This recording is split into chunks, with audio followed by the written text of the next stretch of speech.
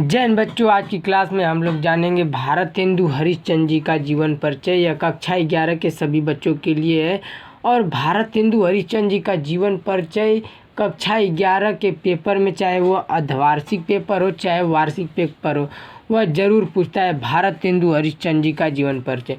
तो चलिए आज की क्लास में हम भारतेंदु हरिश्चंद्र जी का जीवन परिचय को पढ़ते हैं और समझते हैं। आधुनिक हिंदी साहित्य के जन्मदाता, आधुनिक हिंदी साहित्य के जन्मदाता यानी आधुनिक का अर्थ होता है आजकल, यानी आजकल की हिंदी साहित्य जो है उसके जन्मदाता भारतेंदु हरिश्चंद्र जी को माना जाता है। यानी आधुनिक हिंदी साहित्य के जन्मदाता भारतेंदु हरिश्चंद्र जी को माना जाता है। भारतेंदु हरिश्चंद्र जी को माना जाता है। इतिहास प्रसिद्ध सेठ अमीचंद, इतिहास प्रसिद्ध सेठ अमीचंद यानी इतिहास के प्रसिद्ध व्यक्ति सेठ अमीचंद, यानी सेठ अमीचंद जी की बात हो रही है।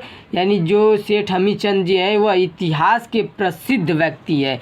यानी इतिहास प्रसिद्ध सेठ अमीचंद के प्रपौत्र गोपाल चंद्र गिरिधर दास, यानी सेठ अमीचंद के प्रपौत्र गोपाल चंद्र गिरिधर दास, यानी प्रपौत्र का अर्थ क्या होता है, यानी परपोता। परपोता यानी अपने पोते का लड़का, यानी सेठ अमीचंद के पोते के लड़के, यानी पोते के लड़के यानी सेठ अमीचंद के जो गोपाल चंद्र गिरिधर दास जी हैं, सेठ अमीचंद जी के प्रपौत्र हैं, यानी पोते के लड़के हैं, पोते के लड़के ज्येष्ठ पुत्र थे। यानी सेठ अमीचंद के प्रपौत्र यानी जो गोपाल चंद्र गिरिधर दास जी हैं वह सेठ अमीचंद के पोते के लड़के हैं और उनके जो ज्येष्ठ पुत्र कौन थे, भारतेंदु हरिश्चंद्र जी थे। यानी पोते के लड़के के ज्येष्ठ पुत्र थे, यानी नाती के नाती थे भारतेंदु हरिश्चंद्र जी। सेठ अमीचंद के नाती के नाती थे भारतेंदु हरिश्चंद्र जी। और इनका जन्म 9 सितंबर सन 1850 ईस्वी को काशी में हुआ था। यानी इनका जो जन्म 9 सितंबर सन 1850 ईस्वी को काशी में हुआ था। मात्र 5 वर्ष की अवस्था में, मात्र 5 वर्ष की अवस्था में माता पार्वती देवी तथा 10 वर्ष की अवस्था में पिता गोपाल चंद्र के सुख से यह वंचित हो गए।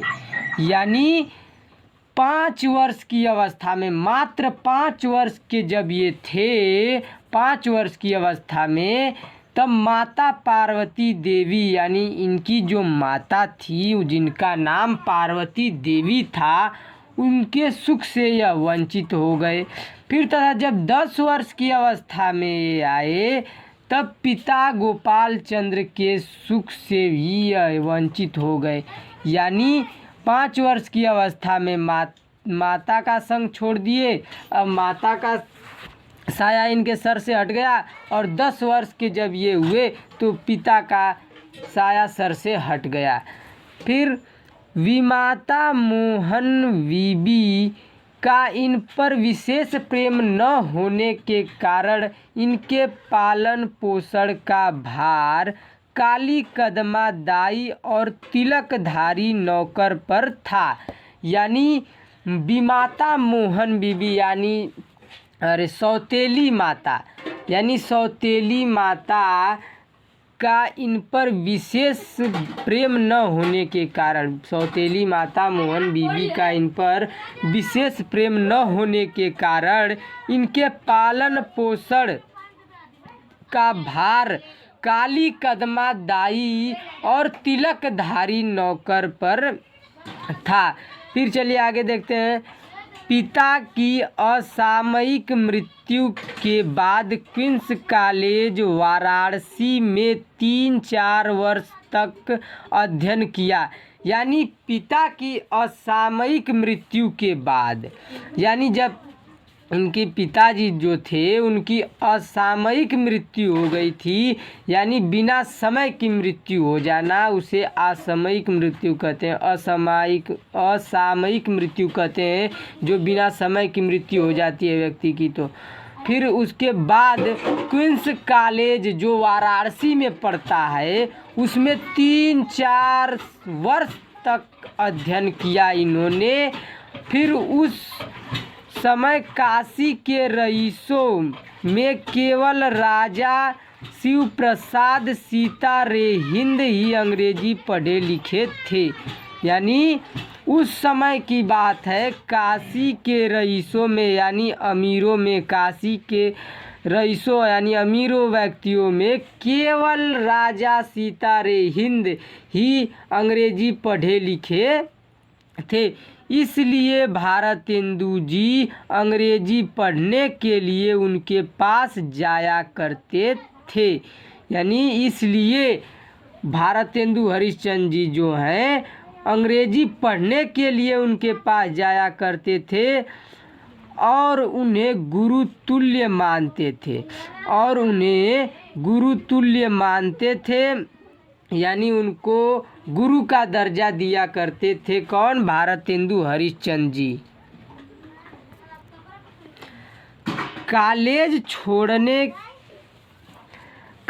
छोड़ने के बाद इन्होंने स्वाध्याय द्वारा हिंदी, संस्कृत और अंग्रेजी के अतिरिक्त मारवाड़ी, गुजराती, बांग्ला,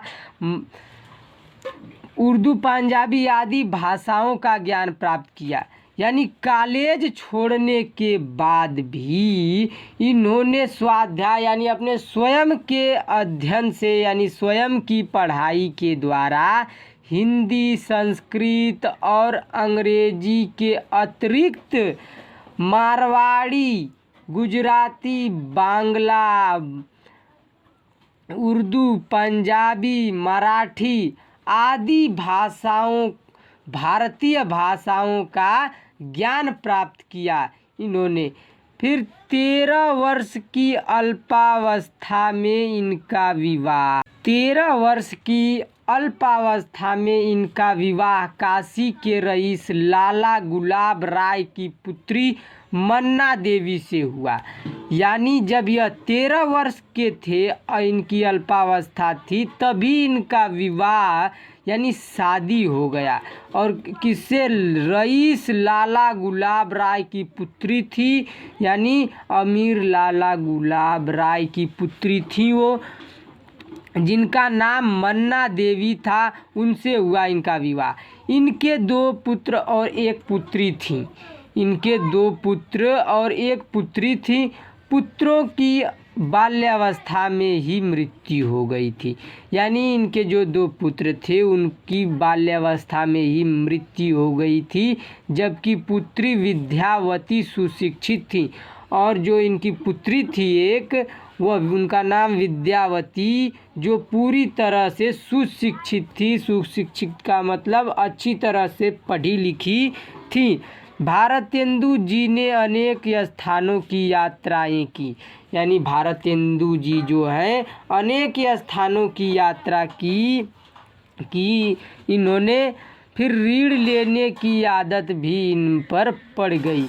यानी इनमें ऋण लेने की आदत पड़ गई थी, यानी कर्जा लेने की आदत पड़ गई थी। ऋणाग्रस्त, कौटुंबिक तथा अन्य सांसारिक चिंताओं सहित क्षय रोग से पीड़ित भारतेंदु जी का निधन 6 जनवरी 1885 ईस्वी को 34 वर्ष 4 महीने की अवस्था में हो गया। यानी ऋणाग्रस्त, यानी ऋण लेते ये पूरी तरह से घिर चुके थे, ऋणाग्रस्त हो चुके थे, ऋण में डूब चुके थे, यानी कर्जा में डूब चुके थे। और कौटुंबिक यानी पारिवारिक चिंताओं थी। पारिवारिक चिंता जो होती है उसे कौटुंबिक कहते हैं। तथा अन्य सांसारिक चिंताओं यानी अन्य सांसारिक चिंता भी इनके सर पर थी। उसके सहित चिंताओं सहित क्षय रोग से पीड़ित, यानी इनमें क्षय रोग भी था, यानी इनमें रोग था क्षय रोग। यह रोग से भी पीड़ित थे। क्षय रोग से पीड़ित भारतेंदु जी का निधन, यानी इनका जो मृत्यु जो हुआ 6 जनवरी 1885 ईस्वी को 34 वर्ष 4 महीने की अवस्था में हो गया। तो जय हिंद बच्चों, आज के लिए भारतेंदु हरिश्चंद्र जी का जीवन परिचय हमने पूरा पढ़ दिया। अब अगली वीडियो में दोबारा मिलेंगे।